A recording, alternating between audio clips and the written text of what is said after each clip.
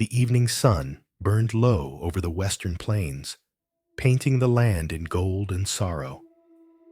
Dust swirled around the broken train tracks where Amélie Durand stood. Black veil trembling in the wind, her boots cracked, her heart empty.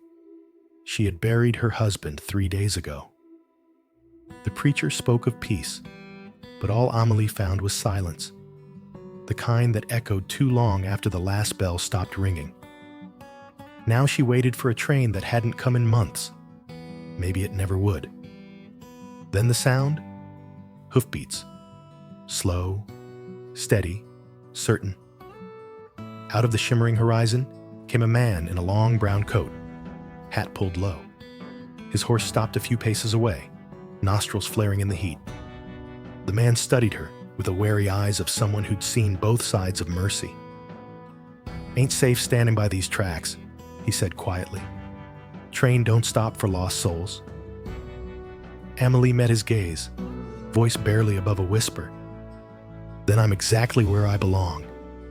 He tilted his head, a faint trace of something, respect, maybe sorrow, flickering across his face. "Name's Lucien Hart. Got a cabin a few miles east. You look like you could use water and a fire." Amélie's grip on her suitcase tightened. "You always offer strangers your kindness." "Only the ones still breathing," he said. "It's a rare thing out here." For a long moment she said nothing. Then she nodded. "All right, Mr. Hart. Lead the way." The ride was silent, except for the rhythm of the horse and the wind. Lucien didn't speak unless needed. Amélie didn't ask where they were going. She didn't care. Anywhere that wasn't behind her would do. When they reached his cabin, the moon was rising, soft and silver against the valley. The place was small but warm, with a fire already burning. Lucien handed her a cup of coffee, black and bitter. She drank it anyway. "You live here alone?" she asked. "Long enough to forget what company feels like." "Doesn't it get lonely?" He stared into the flames. "Only when I remember why it's quiet." Amélie looked at him, at the shadows in his eyes. "You're running from something too." He almost smiled. "Ain't we all?" That night, she lay awake in the small spare room he'd offered her. Outside, coyotes cried to the stars. Inside, the cabin creaked like it was remembering old ghosts. Amélie closed her eyes and whispered into the dark, "Maybe I'm not lost anymore." In the next room, Lucien heard her, and for the first time in years, he didn't feel alone.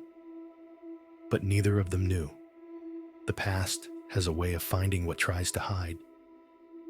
The morning came soft and golden, the kind that makes the world feel merciful again. Amélie woke to the smell of coffee and firewood, the sound of wind whispering through pine. For the first time in months, her hands didn't shake. Lucien was outside, splitting wood, his coat tossed aside, shirt sleeves rolled up to his elbows. Every swing of the axe carried something heavy, not anger, but memory. She stood at the doorway, watching. He didn't turn, but somehow he knew she was there. "Coffee's on the stove," he said simply. "Thank you," she replied, her voice soft against the morning chill. The cabin looked different in daylight. Dust floated through sunbeams like quiet ghosts. A small bookshelf leaned against the wall, half filled with old journals and a Bible so worn its cover had faded to gray. When Lucien came back in, he poured himself a cup, sat across from her and said, "You sleep all right?" Amélie nodded. "Better than I have in a long time." He smiled faintly, a rare thing that made his face look almost young again. "Good. The valley's quiet. It lets the noise in your head settle some." She looked at him curiously. "That why you live here? To forget?" Lucien's gaze drifted toward the window, to the hills rolling endless beyond the trees. No, he said finally, to remember, without breaking. As the day stretched on, Amélie helped him patch the fence near the creek. The work was simple, almost peaceful. They didn't talk much, but silence between them didn't feel empty. It felt like understanding. When the sun sank low, painting the sky in orange and rose, Lucien spoke again. "You plan on going somewhere after this?" Amélie shrugged, wiping dust from her hands. "Haven't thought that far. I don't have much left to go to." "Then stay a while," he said. "World won't miss you for a few more days." She laughed, quiet, surprised, real. It had been so long since she'd heard herself do that. That night, over stew and bread, the silence turned soft again. The dog, an old mutt named Bram, slept by the fire. The air smelled of pine sap and storm. Lucien stared into the flames, his jaw tightening like he was fighting words. Finally, he said, "You asked if I live here to forget. Truth is, I live here because I don't deserve anywhere else." Amélie looked at him, eyes steady. "What makes you say that?" He hesitated, then met her gaze, a storm behind his calm. "I was sheriff once, in a town called Roselake. My badge meant justice until the night it didn't. Someone died that shouldn't have." Amélie's breath caught. "You killed them?" Lucien shook his head, didn't pull the trigger. "But I didn't stop it either. That's worse sometimes." The fire popped between them. After a long silence, she said softly, "Maybe you've punished yourself enough." Lucien's lips twitched, a ghost of a smile. "You don't know me, Amélie." She met his eyes. "I don't have to. I know what guilt sounds like. It's the same voice that tells you not to try again."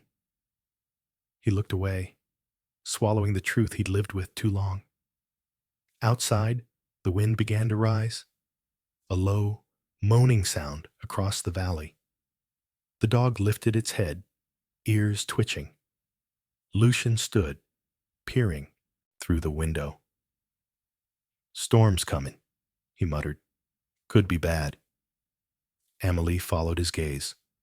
The horizon had darkened into bruised clouds. Lightning flashed somewhere beyond the hills. Lucien's tone shifted. Colder now, more alert. "You best stay inside tonight. Don't open that door for anyone. Understand?" Her pulse quickened. "Anyone? What are you talking about?" He didn't answer, just checked his rifle, the way a man does when old ghosts start walking again.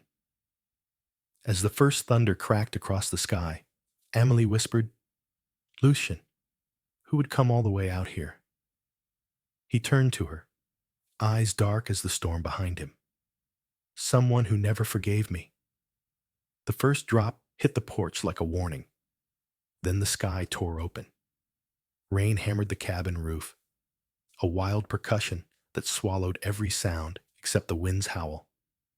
Lucien moved fast, shuttering windows, feeding the fire until it flared bright against the dark. Amélie stood still in the doorway, one hand pressed to her chest, watching him the way someone watches a man who's already half gone somewhere in his mind. "Sit close to the hearth," he said. "Storm will be rough." She obeyed, but her eyes didn't leave him. "Who are you expecting, Lucien?" He paused, rifle in hand. "A man I once called brother." Lightning flashed, brief, merciless light revealing the tension in his jaw. "We rode together in Roselake. After that night, he swore I'd answer for what happened." "And he's coming here?" Lucien nodded once. "Word travels, even across silence." Thunder shook the valley. Bram, the dog, growled low, pacing near the door. Lucien knelt, laying the rifle across his knees, eyes never leaving the black window panes. Amélie came to him, her dress whispering across the wood floor. "You don't have to do this," she said. "You don't have to fight ghosts." He looked up at her, tired, gentle, unflinching. Sometimes ghosts bring the living with them. Outside, hooves splash through mud. One horse, slow, deliberate. The sound crawled under the door like cold air. Lucien rose. "Stay behind me." Amelie's fingers clutched his sleeve. "Please don't kill him." He gave a thin smile. Wasn't planning to. The door creaked open with the wind, and a man stepped through. Tall, soaked, eyes burning like lanterns left too long in the dark. His coat dripped a trail of rain across the floorboards. "Evening, Sheriff," he said, voice like gravel. "Been a while." Lucien lowered the rifle, but didn't relax. "You found me, Matthieu." The stranger laughed softly. "Didn't take much. Guilt's a loud thing to follow." He looked at Amélie, then back at Lucien. "So, this is where you hide now, behind a lady's kindness." Lucien's voice steadied.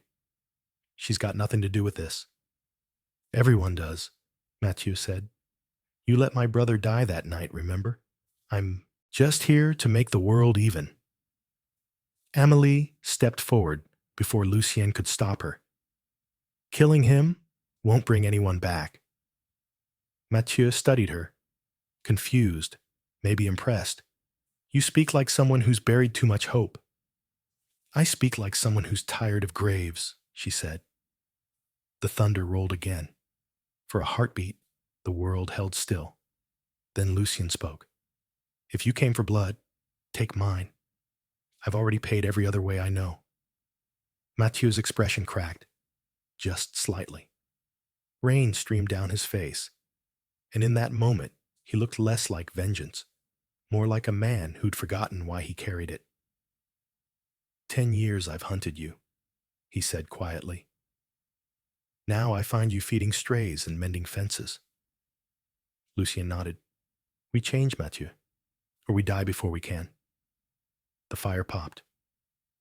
Amélie watched both men, the sinner and the accuser, two lives circling the same pain. She whispered, "Maybe forgiveness is just another word for coming home." Matthieu looked at her, then at Lucien, and something in his eyes gave way. He turned toward the open door, rain still falling hard. "Don't follow me," he said. "You got your second chance. Don't waste it."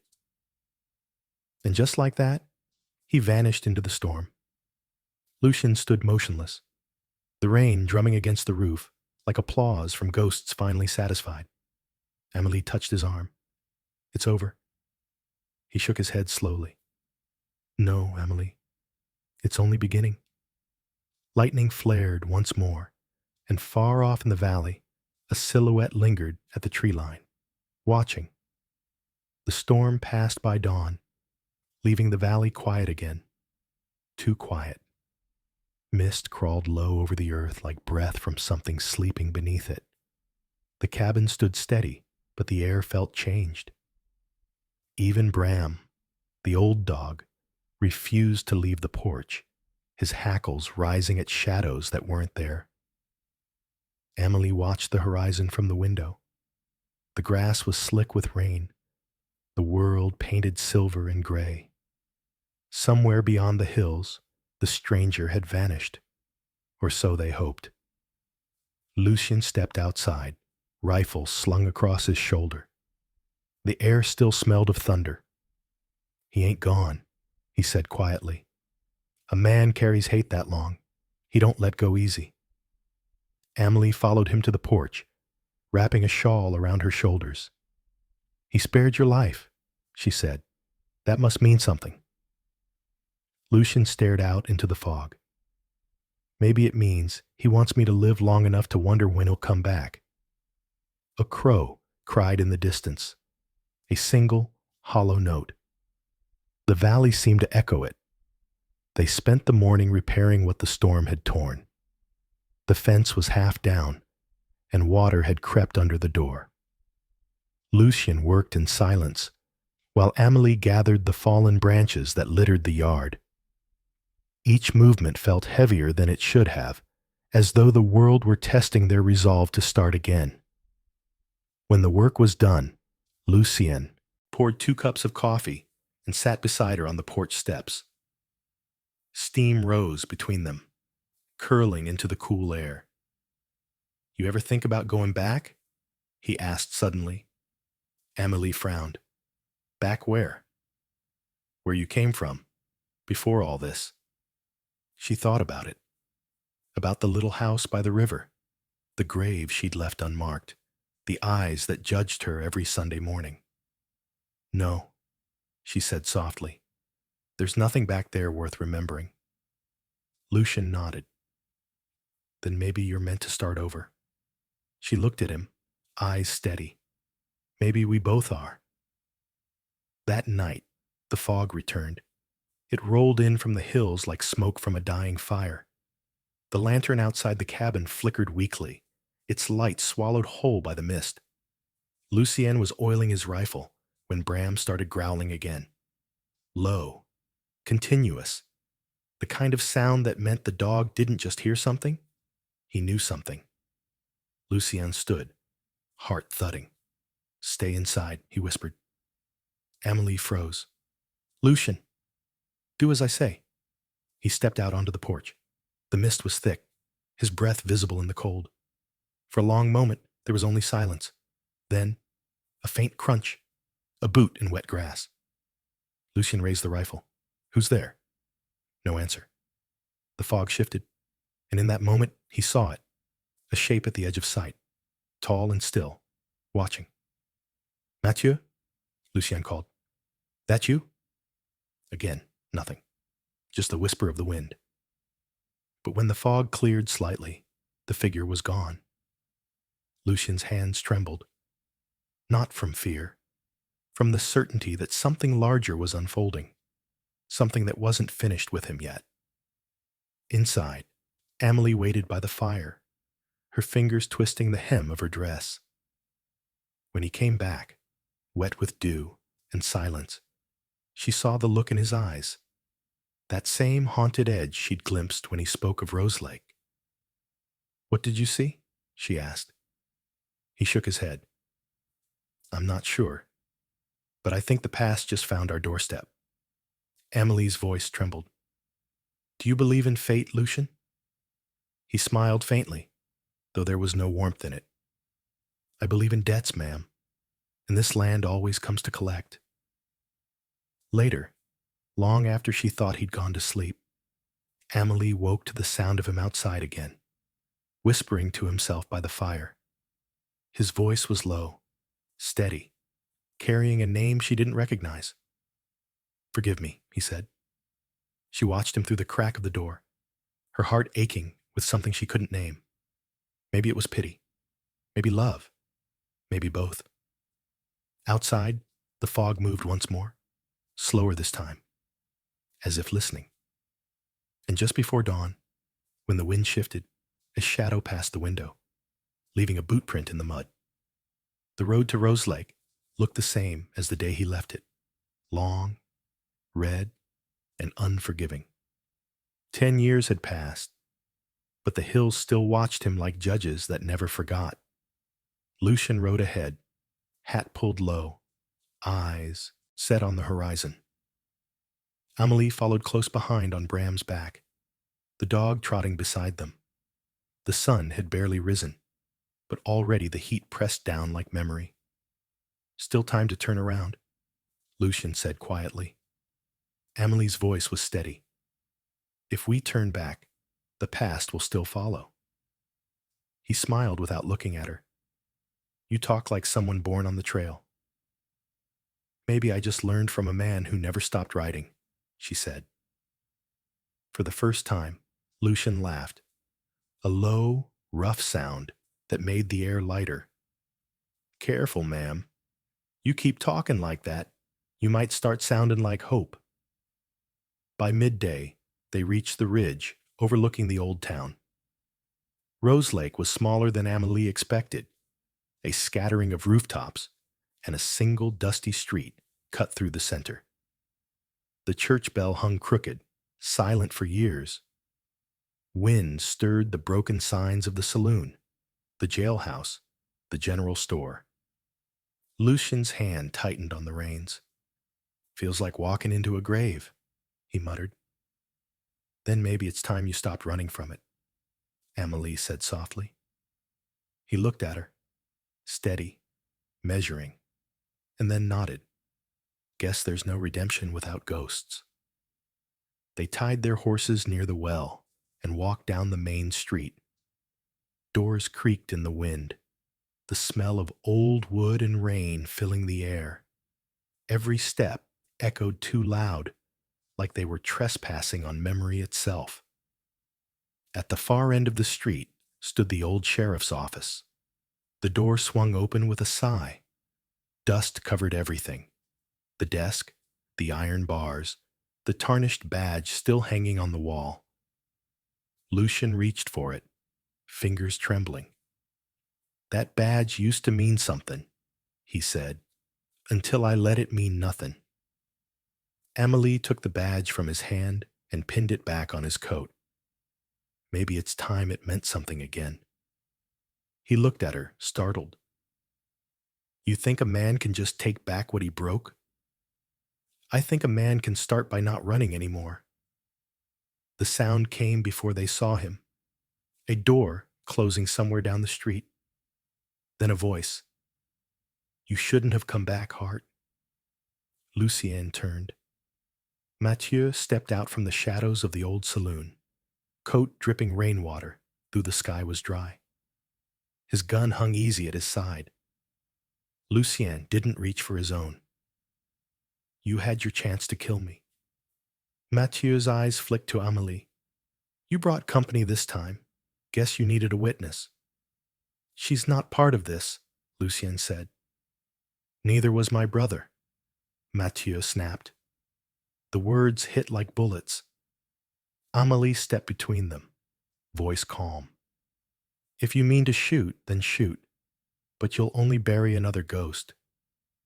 The silence that followed was heavy enough to bend the wind. Matthieu's hand twitched near his holster, then stopped. His shoulders sagged. You don't get to forgive yourself, Hart, he said. Not that easy. Lucien nodded slowly. Maybe not, but I can. Spend what's left of me trying. Matthieu stared at him for a long moment, then turned away. There's a grave behind the church, he said. My brother's. Go say what you never did, then get out of this town. Lucien swallowed hard. Thank you. Matthieu didn't answer, just disappeared back into the saloon shadows, like the town had claimed him again. They walked to the churchyard, the grass tall and wild. The grave was unmarked except for a wooden cross half buried in the soil. Lucien knelt, fingers tracing the weathered wood. I should have stopped that fight, he whispered. Should have been faster, better, anything. Amélie knelt beside him. He knows, Lucien. Wherever he is, he knows. Lucien looked at her, eyes wet with something he hadn't allowed in years. You really believe that? She smiled faintly. I believe in mercy, and I think you've earned a piece of it. The wind shifted, warm and soft. The town seemed to breathe again, boards creaking, crows scattering, the bell above the church ringing once all on its own. Lucien stood and brushed the dust from his coat. Guess that's our sign. Amélie looked up at him. So what now? He took a deep breath, the first that didn't hurt. Now, we ride home. As they mounted their horses and turned toward the valley, the sky opened wide and gold once more. Behind them, Roselake faded into light, no longer a grave, just another chapter closed. But far down the road, unseen by either of them, a shadow on horseback watched them leave. The wind had changed. Back in the valley, the air carried a scent that didn't belong.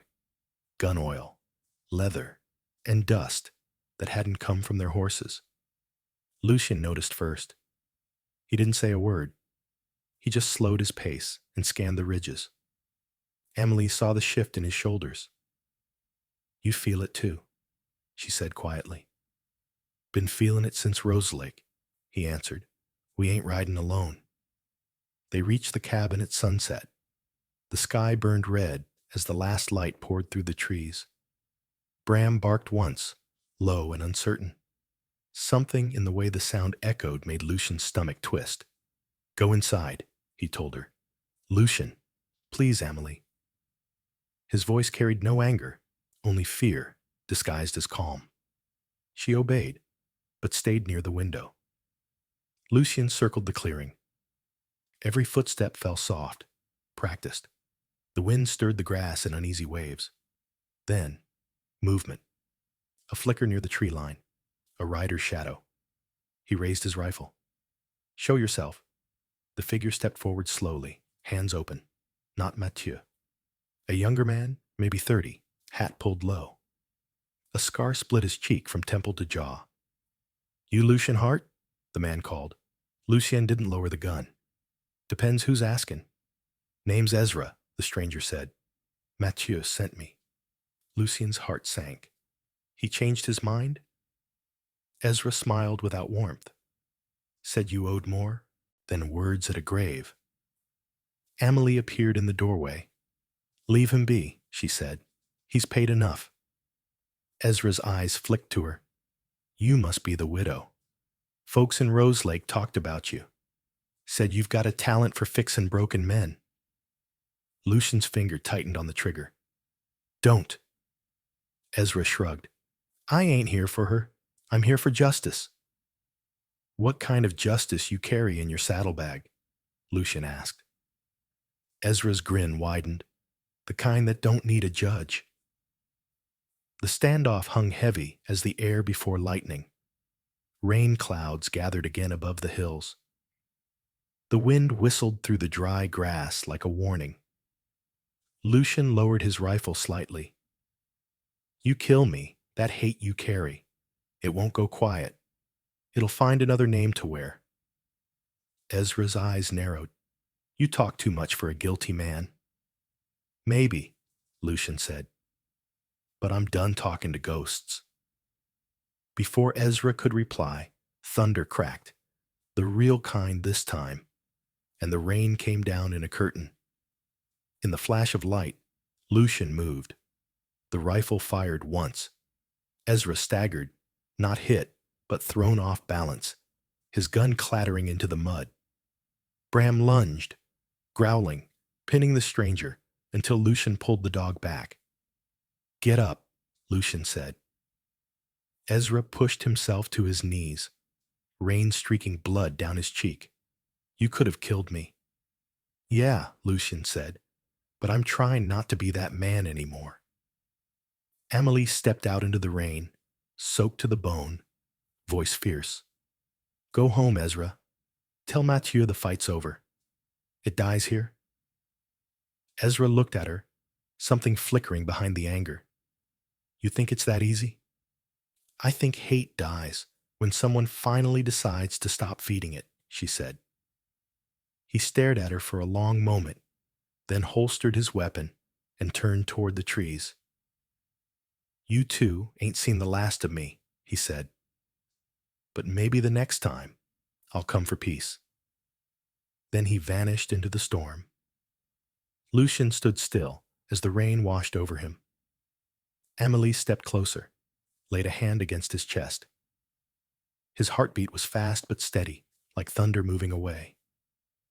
You didn't have to spare him, she whispered. Yes, I did, he said, because you were watching. She smiled faintly. So you do listen. He chuckled, a soft sound lost in the rain. You make it hard not to. The storm began to ease, leaving only the smell of wet earth and the sound of the creek swelling nearby. The valley shimmered in the afterlight, quiet and alive again. Lucien looked up at the sky. Feels like the Lord's given me one more day I don't deserve. Amélie took his hand. Maybe it's not about what we deserve, Lucien. Maybe it's about what we choose to do with it.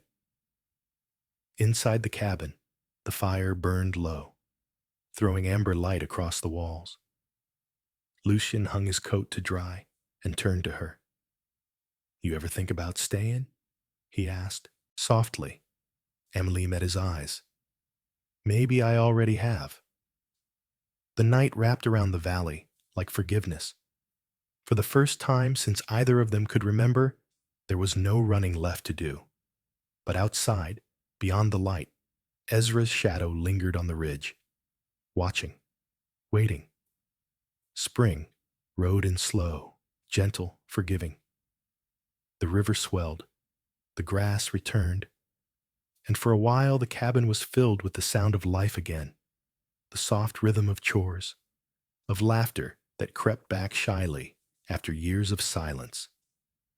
Lucien mended fences in the mornings, while Amélie tended a small patch of wildflowers she'd claimed as her own.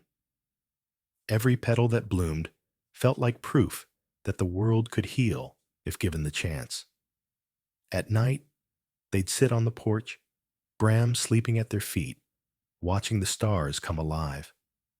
Lucien sometimes told stories of the men he once rode with, all of them half heroes, half fools.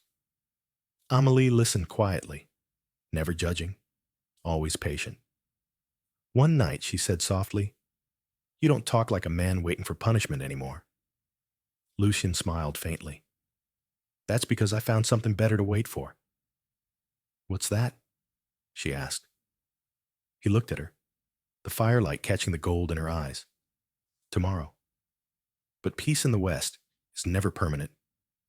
A letter came one morning, folded neat, tucked beneath a rock at the gate. No writer, no messenger, just the wind and the paper.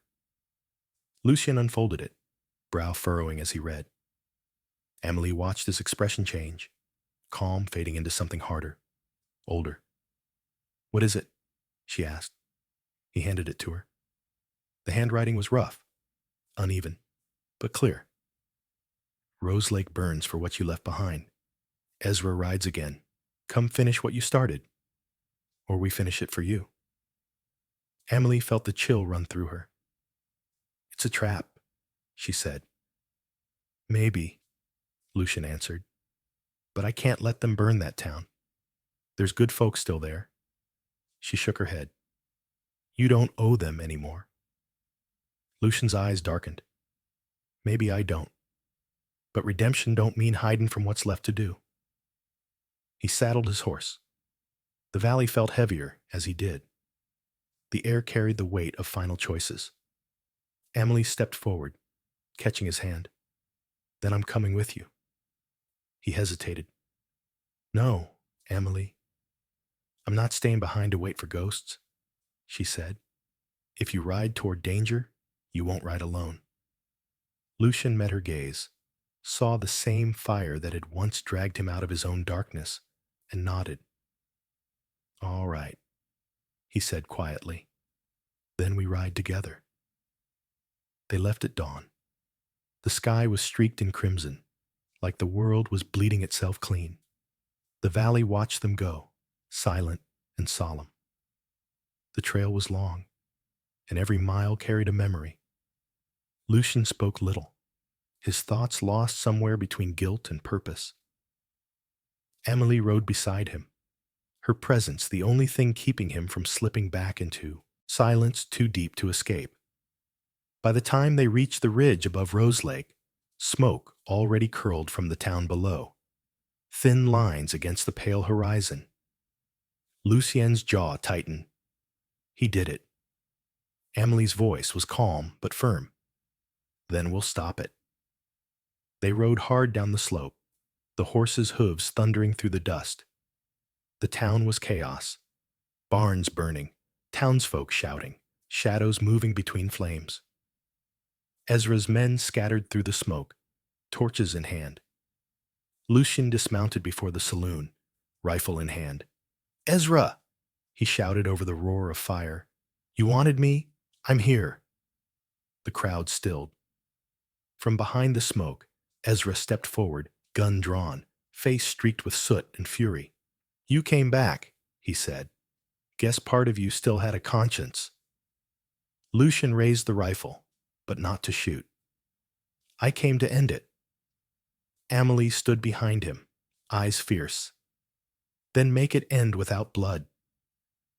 Ezra looked at her, something flickering behind the anger. You still think peace can be bought that easy? Lucien lowered his weapon. Not easy, just right.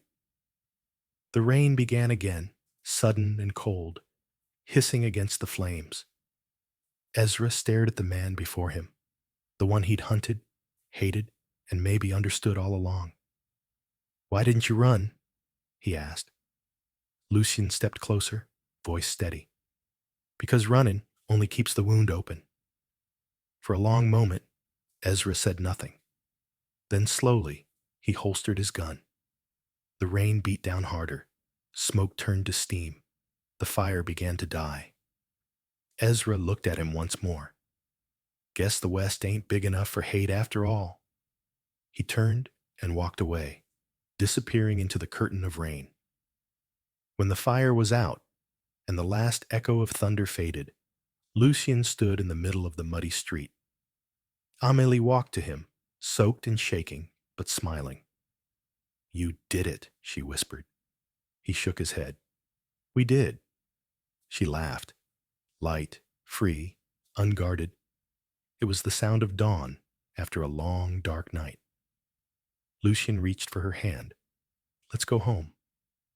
As they rode back toward the valley, the rain washed away the last of the smoke, leaving only the scent of wet earth and clean air. Behind them, Roselake stood silent, reborn from its ashes. The storm was gone by morning. Mist clung to the valley floor as Lucien and Amélie rode back through the pass, their horses slow, their hearts quiet. The sun broke through the clouds in soft gold bands, lighting the world like mercy itself. Neither spoke for a long time.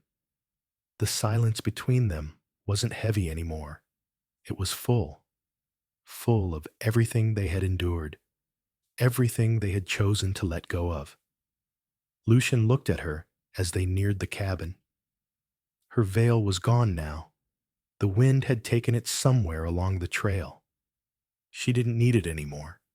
The woman who once whispered she was lost was now steady, unafraid. Funny, he said softly. I spent half my life running from the past, and the other half chasing a future I didn't think I deserved. Amélie smiled faintly. And now? Now, he said, glancing toward the valley. I reckon I just want to stand still long enough to call somewhere home. She reached across the saddle and touched his hand. Then let's build it. The cabin came into view, smoke curling from the chimney, wildflowers climbing along the fence Amélie had planted weeks ago. Bram barked from the porch, tail wagging like nothing bad had ever happened. Lucien dismounted first, offering her his hand. She took it, steady and sure. The ground was soft from the night's rain, and the smell of pine drifted through the air.